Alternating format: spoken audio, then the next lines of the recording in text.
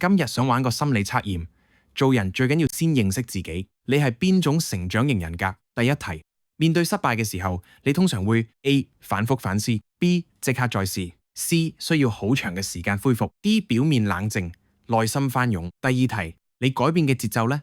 比較似啦 ，A 慢慢累積 ，B 一次爆發 ，C 反覆退後 ，D 安靜修復。第三題，你最常對自己講 A 再努力啲 ，B 我不甘心 ，C 點解係我 ，D 冇關係，慢慢嚟。結果 A 多穩定累積型 ，B 多突破爆發型嘅 ，C 多掙扎成長型 ，D 多溫柔修復型。A 穩定累積型，慢慢進步，唔張揚，優點持久力強，盲點容易低估自己。B 突破爆發型，壓抑好耐，一次性突破，優點爆發力強，盲點容易極端。C 掙扎成長型，反覆懷疑自己，但係仍然前行，優點真實，盲點自我否定過多。D 溫柔修復型，重視內在感受，慢慢療愈，優點覺察高，盲點步伐較慢。無論你係邊一型，成長從來唔係比速度。今日辛苦啦，聽完呢段話，今晚早啲休息。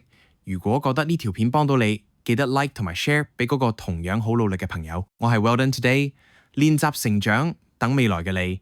感謝今日嘅自己，我哋下條片見。